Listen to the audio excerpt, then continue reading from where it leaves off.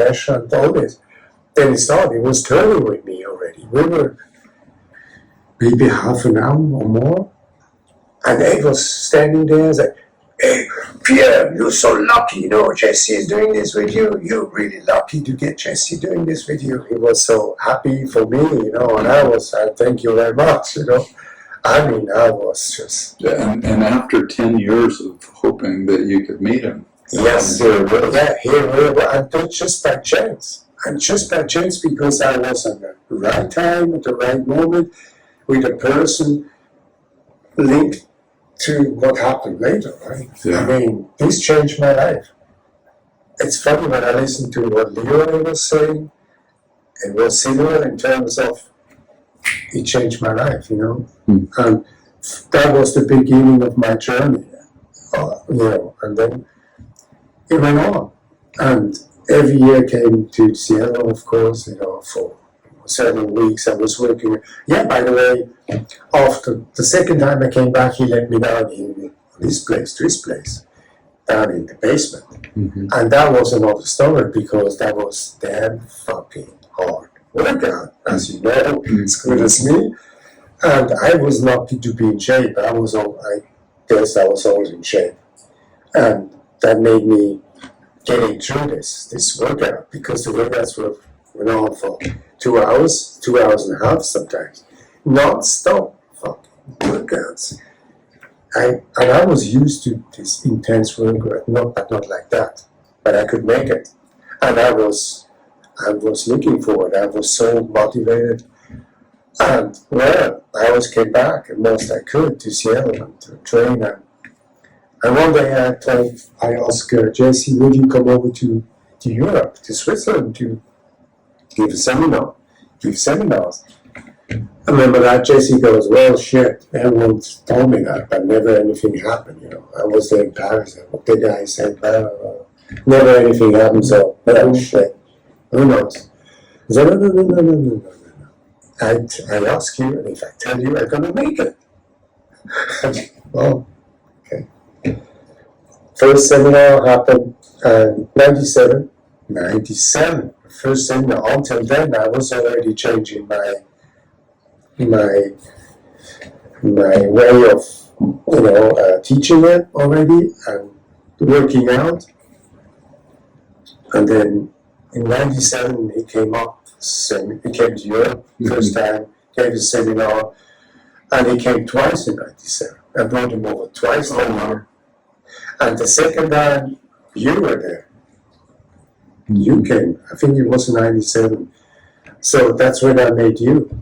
Or was it 98? I think you came in maybe November 98 for the expo, right? Yes, you're right. Because in 97 came twice with Wolfgang. Right, that's the way I remember it too. Right. And in 98 he took you over because Wolfgang couldn't do it or whatever. That's when I met you. Mm-hmm. And that one, I met Steve. Like, it's just a guy of chess, it's good, I underestimated you, really. I underestimated you because you were so humble and doing almost like a clown. You were just doing what Jesse told you to do, and I saw you moving well. Of course, pretty good. Until the moment when you showed me your first move, and I was, what's that? Never seen anything like this. I was a straight liner. And then I saw you doing something else. And I said, can I feel that? That was maybe an interesting question, because I was hungry at new stuff. And then you showed me, and I said, yeah, but that's too complicated. In my head, it was like, oh, fuck no. Okay, that's fine. Okay, thank you, but I go on, And it took me quite a while. But by working out on Jesse stuff, parallel to that, beside of this, I was thinking about your stuff, and I was trying to find out, first in my head and blah, blah, blah, but I couldn't go further. And then I'm not sure when exactly I started with you. I think it was maybe in 98 the first time, when I came over. When I met you again, Seal, I think that's when it started. I'm not sure. I can't remember the dates. No, you must have started with Sonny at some point between 91 and 98 because you brought Sonny over as well in 98 in that same trip, right? Yes. That's the way I remember. Yes, right. I step back a little bit on Jesse's journey and Ed came up. I saw this paper hanging on the wall. So who's this? Ed goes, well, yeah, this guy is like awesome. So yeah, I was interested for this. I was interested to learn that kind of stuff too because I knew someone told me that if you do sticks, you're getting faster with your eyes, right? It helps you to move and getting faster. And that's why it wasn't just because it sticks and because Bruce did it, but I knew the reason why that stuff could help me getting faster and what I did. And Jesse goes, well, he was there sitting next to it. Another time I came up to Ed and he said, well, if you're interested, I could get a hold of him, you know. I mean, Jesse told me that. I think I felt spoiled because there was no way just to get to someone and say, hey, can I learn? Because you had to have the connections. And I had it, right? And I think Jesse trusted me, you know, and then, I got Renato on the phone at that time. And Renato said, hey, well, are you coming down? Yeah, because I traveled down south and went to San Francisco. I went down south. I said, yeah, I would love to. Yeah, let's meet there.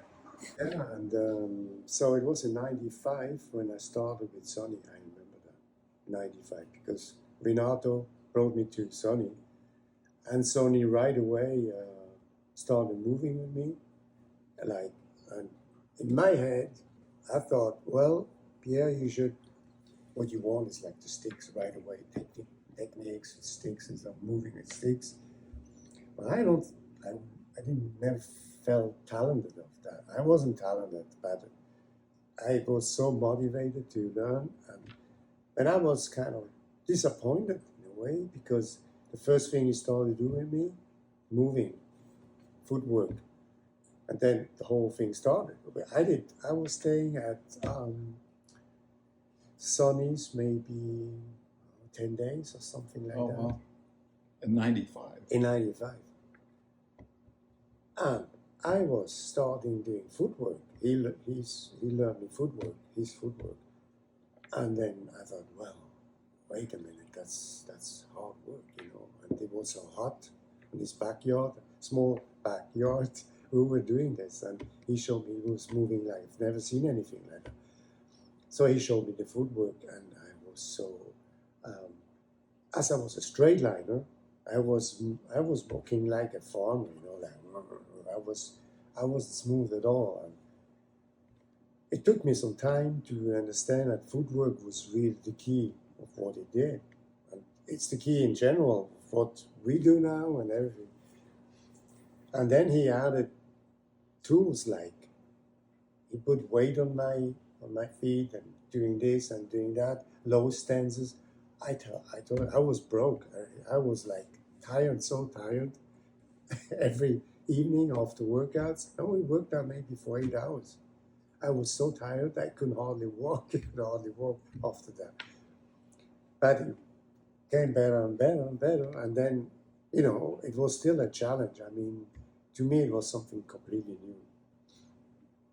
Yeah, and that's when my journey started with Sony, beside of what I worked out with Jesse. And then later on, I made Sony come over to Europe too. And then once Jesse, you, and Sony came together to give a seminar. And that was the first time Sony ever came to Europe. He was unknown in Europe. And he became known in Europe more than in the United States. Isn't that interesting? That's amazing. And people were talking about Sony. Wow, this guy's moving amazing. You know, Sony was moving like Bruce with sticks in his hands. That's what Jesse said. Right. And it was really that way. And yeah, I organized so many seminars for Jesse also, and also for Sonny. And that was in 2004. 2004, I remember. There was a guy in Germany who had a huge organization in stick fighting. He was a stick fighter, Kali guy. And he found out about Sonny and I, that Sonny was in Europe. And there was a festival in Dortmund in Germany. And he asked me, do you think you could come up with Sonny to participate there? I said, oh yeah, I asked Sonny. So finally, yeah, he agreed. He wasn't really into this, Sonny, because he was very, how you say? Like private or? Yeah, very, very quiet always. He didn't want to have a lot of people around. Even the first seminar was a kind of challenge for him too, because he came to me and said, Pierre, what can I say? What can I not say to these people? He was afraid that he would upset someone, or said, hey, you're in Europe, just do what you want. Anyway, so we went up to the festival. It was a huge festival, and the Dog Brothers were there too, right? And Sonny showed his off, and by the way, Sonny saw his friend. His name was Tabata, big master, really. To me, Bobby Tabata. Bobby, yeah, and he was there. He was a star, And this guy is a tough guy, and they saw each other again because they knew each other from the Philippines in the past when they were younger, and they met up there again. They came together, it's good to see you. They respected each other so well. It was great to see that, to me. What a highlight, right? And for Sonny also, he loved that. So all these years I took care about Sonny and JC. We did, I don't know how many times Sonny came down, maybe 5-6 times, could be. And then with you also, I guess you guys had a good time all the time you came down to Europe. And Jesse, maybe 20 times I brought him to Europe altogether. Jesse one day said, well, Pierre, thanks for doing that. And I said, well, it's for me, it's a pleasure for me. And he goes, you come up to Seattle whenever you want to. Shit, you don't have to pay me a thing anymore. You're welcome, you're part of it. And whenever you want to. So, well, I appreciate that. But, for me, there was no reason not to pay him because that's all he got. I mean, Jesse's wasn't really rich, he couldn't afford things like that. But I think it changed his life. It changed Sonny's life, and it changed my life. So that's the story. In short. In 2005 or 6, when you invited me up to stay with you, I was so moved, coming up from your basement and going through the stairwell. To me, it was like going through in time, right? And seeing all of the photographs of Sonny and Jesse and, the other people that you had trained there in your stairwell. To me, that's a museum. Yeah, it is a museum. People comment on my house and they look at this. Oh, wow. Well, that's all I know. That's my life. So, Right.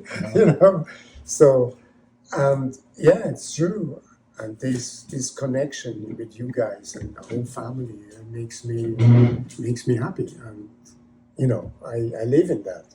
And hopefully it goes on for a long time. Right. Yeah. Yeah. Well, I know that Jesse was very appreciative of you and of your bringing him, and actually you brought a lot of Jesse's students together in Europe and made that part of the whole family as well, right? Well, I didn't. Today, you ask me how I did it. I don't know. I don't know how I organized all that. I can't believe myself. I did all this. I organized seminars in England, in France, in Italy, with Germans, and I did it, and it worked out. always it worked out always good. And then I organized seminars with you. You came down a few times. You haven't been back for a while, but you may come back, hopefully. And I organized all these seminars, and it came out so good, amazingly good. And then for my 25th anniversary of the school, I had my school for almost 40 years. Wow, 40 years. Yeah, I started in '82. I was still the old school at the time, and with this whisper the old way, but still at that time I was ahead of time in terms of efficiency. Not Wing Chun. Wing Chun was just, and I was lucky to have my teacher at the time, who was teaching me beside of Kernspitz.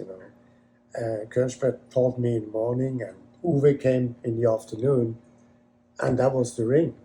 That was Uwe goes, Pierre, gloves on, go in the ring. There's a guy standing there. You never knew who you had in front of you. There were these, the headquarters of the American GIs were there in Heidelberg. And they were like looking for some workouts. So they came in there. They were welcome to get into the ring. And, there were boxers, there were kickboxers, any kind, and any, tough guys. And it was always a surprise. You never knew who you run into it, because you got this guy in front of me like, okay, let's do, holy shit. I mean, that's where I learned how to, really fighting in the ring, but that was tough. Yeah. And, when I stayed there in Germany, I stayed for 1 year. For 1 year, from Monday to Thursday, 8 hours a day, workout. Well, I was 22 years old, right? So 22, 23, I could do it at the time. And every weekend, Thursday night, I took a train back to Basel to see my parents. And, I was so hungry, I just emptied the fridge there, I was like eating all the time. Then my next station was Zurich, where my friend was. He hosted me there. And then my friend's wife, she knew that I was still hungry when I arrived there. It took me maybe another 1 hour and a half to get there. And food was ready again. I was so, and then I went down to Geneva sometimes here, the same weekend. I came back. At that time, I spent more time on a train than like home, really home, right? Wouldn't matter to me, I wouldn't care. And 4 a.m., on Monday morning, 4 a.m., I took a train from Zurich to Basel to Heidelberg. I came in just right on time at 11 o'clock for training, right? And then story. Anyway, I had Uwe. Uwe was my key person too, because Uwe showed me what I could do, what I got, right? And he made me really a fighter, I would say. And I don't consider myself as a fighter. I consider myself as a non-fighter, but I can fight. I can switch. But I'm not into, I was never into competition fighting. I was not really into this. Anyway, so yeah, Uwe made me and Uwe was also the connection to Jesse when Jesse asked me who was your teacher. And I said, was at Kernspitz, but it was Uwe who brought me up. And then he goes, oh, shit, yeah, I remember that guy. That guy was one of the very rare guys who could fight. Oh, well, and Jesse's attitude changed because he remembered Uwe, and he knew that Uwe, had some guys that really could go for it. Yeah, that's my story with Uwe. And Jesse had actually told me about Uwe before '98 when I came over. oh, okay. Yeah, I'm sorry, even before that, when Jesse worked with us at CSI, he was telling me about his times in Germany with Kernspitz, right, and Yes. Uwe and all that. And I was there. I was somehow really lucky. I was at the right time up there when the school split off. Because Uwe, and Kirchberg weren't agree. They were friends, but they changed everything and they wouldn't agree on many things. And Uwe always said, well, that she's our shit, don't do that, that doesn't work, Of course it didn't work, sorry, with respect, but I guess Kirchberg was trying hard to transmit that stuff, but in my eyes it was not what I was looking for, so it wasn't for me. He had his clan, and then Uwe one day said, okay, now I'm tired of it. I go my way. I create a Chinese boxing association. If you want to come with me, you come. Those who don't want, stay there, right? And I knew right away, hey, I'm with you. Well, and that's where I changed my name also for my school. I created a Chinese boxing association in Switzerland. Mm-hmm. And Uwe said, yeah, that's a good thing, And then Uwe came down many times to teach for seminars, many years. Came down, and I stopped being with Uwe in, I think it was in 87, the last time he came down, and then he stopped teaching it. He stopped teaching groups, he stopped teaching in general. He went on, he was concentrated on his business. He had a machine factory. He built up his own machine factory.